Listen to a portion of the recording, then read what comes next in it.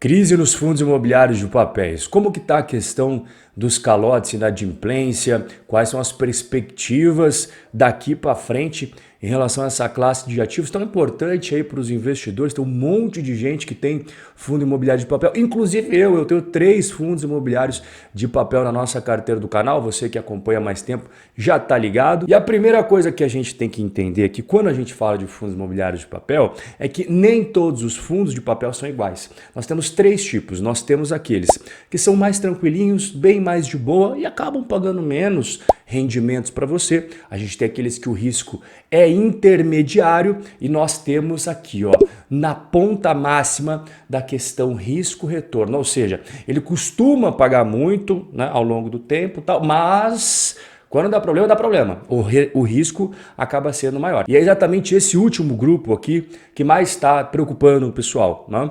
Calote em crise atinge 11 fundos imobiliários listados na Bolsa, títulos em situação de inadimplência soma mais de 1 bilhão e 700 milhões de reais. E aqui esses 3 são 3 fundos imobiliários que possuem mais risco. Eles costumavam pagar um monte de dividendos, era só festa, era só alegria, só que em 2023 você vê que não está nada bom. Mas por que isso está acontecendo? É isso que eu vou te explicar. Antes, vamos entender o cenário econômico, porque tem total ligação com os fundos imobiliários de papel mais arriscados. Vamos começar com o cenário econômico mundial, depois eu trago aqui o cenário econômico brasileiro. O que você encontra hoje no mundo? Inflação em patamares elevados, altas taxas de juros, desaceleração da economia global. Só nos Estados Unidos, inclusive foi esse o tema do vídeo de ontem, nós tivemos 4 instituições financeiras quebrando de março até agora. Pega lá na Suíça, a gente também fez vídeo sobre o Credit Suisse, que era o segundo maior banco do país, 170 anos de história. O que aconteceu com ele? Teve que ser resgatado pelo maior concorrente, UBS. E as grandes empresas de tecnologia fazendo demissões? É uma atrás da outra.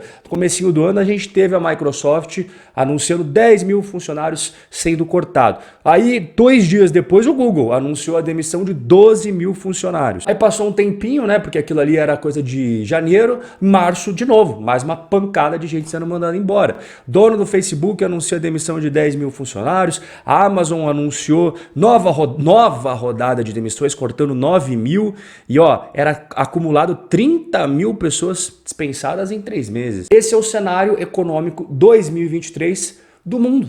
O cenário internacional é esse daí. E o Brasil não é uma ilha.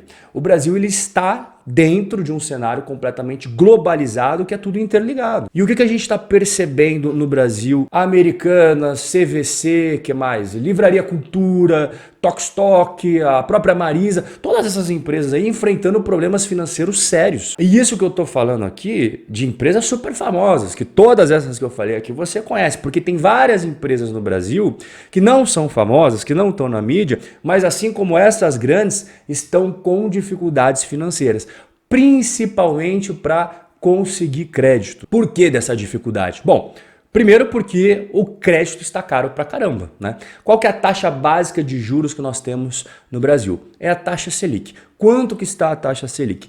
13,75% ao ano. Inclusive ontem teve reunião, o pessoal manteve 13,75%, vai permanecer por mais tempo. Segundo, porque diante de tudo que vem acontecendo em 2023, como por exemplo o caso das Americanas e tal, somado à maior incerteza do mundo que reflete na economia brasileira, os bancos eles botam os 2 pés no freio.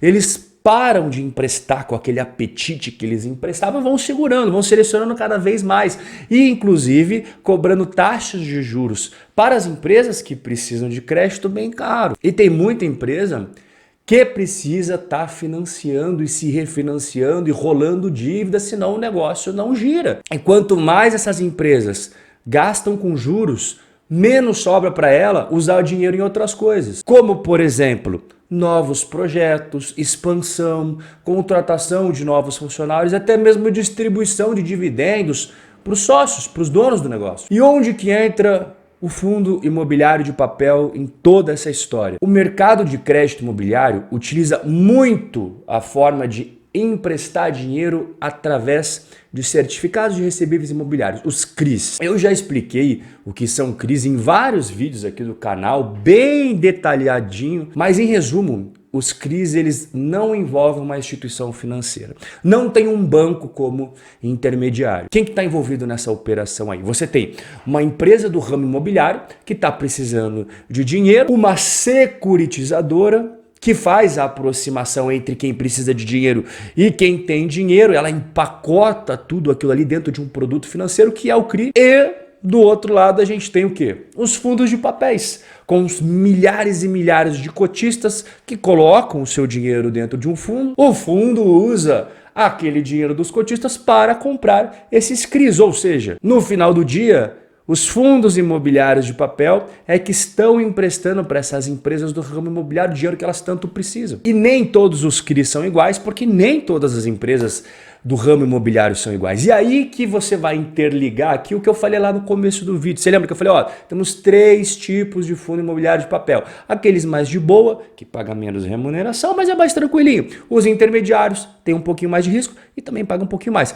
E aqueles que ficam aqui na pontinha, ó, tem bem mais risco e proporcionam maiores retornos. Mas quando dá o problema, eles são os primeiros a espanar. E isso que eu acabei de explicar para você, nada mais é do que a relação risco-retorno. Então, toda vez que você tem menor risco, esteja preparado para você receber menos, para você receber menor remuneração. E aí, quanto mais vai passando aqui na escala do risco, vai aumentando, maior o retorno potencial. Exatamente o que aconteceu com os fundos imobiliários de papel mais arriscados. Durante muito tempo eles pagaram muito, nunca deram problema, de repente quando deu problema, deu problema. Então, por exemplo, fundos como o HCTR, que sempre pagaram muitos dividendos, é porque eles sempre possuíram maior risco nas suas operações. Os CRIs que o HCTR comprava são CRIs que pagam muito, por quê?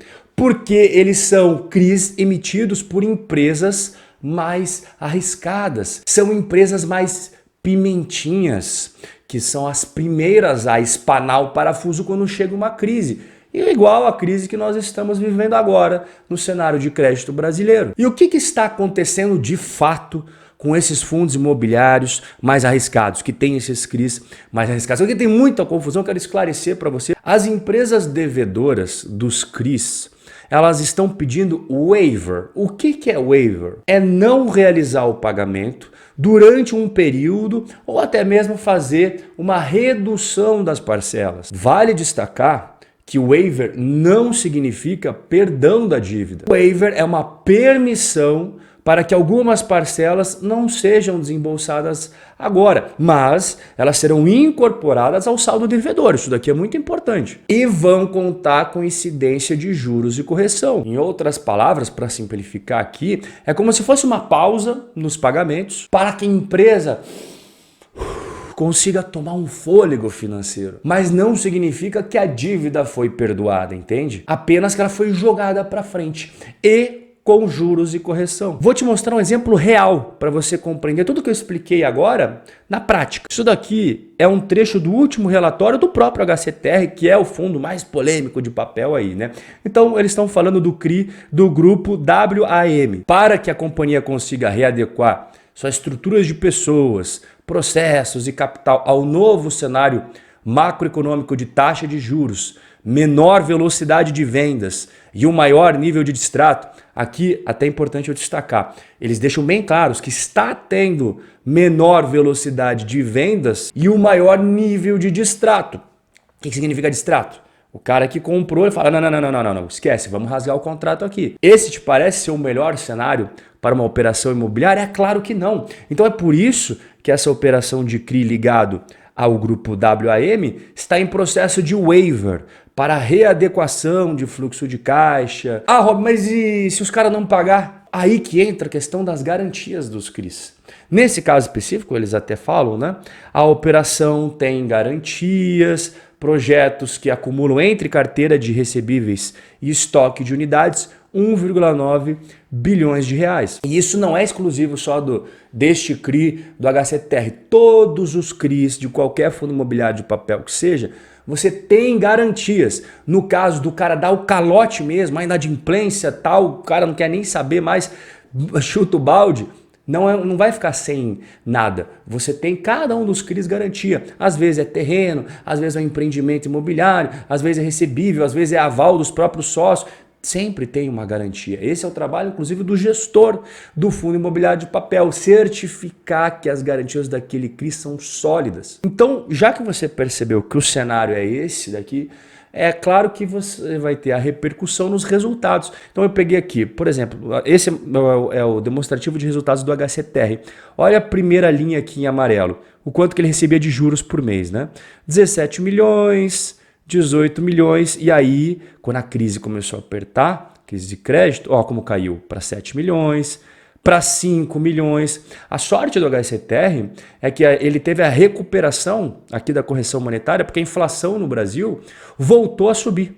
Então, a gente teve 3 meses de deflação, em que o HCTR deixou de ganhar na correção monetária. Só que como agora a gente voltou a ter inflação, tá, ó, 9 milhões aqui, 9 milhões aqui, 10 milhões aqui, 14 milhões. Então, acabou dando ali até um fôlegozinho a mais. Mas, evidentemente, que os juros, você viu a redução, né? Fruto de tudo isso que eu te expliquei agora. Então, não é à toa que aqui embaixo você vê, ó, a distribuição R$1,10, depois para R$1, depois para 70 centavos, aqui 50 centavos. Você vê a queda, né? E qual que é a minha conclusão sobre tudo isso que a gente conversou? O cenário brasileiro é complicado para quem precisa tomar empréstimos e para quem tem que pagar os juros desses empréstimos. A taxa Selic 13,75%, que é a taxa básica da economia brasileira, faz com que ela seja o balizador de todos os empréstimos. Ou seja, todos os empréstimos partem da taxa Selic mais alguma coisa. Então, quanto mais alta a Selic, por mais tempo ela permanecer, mais caro vão ficar todos os empréstimos do Brasil. E isso acaba sendo ruim para aquelas empresas que precisam de crédito para girar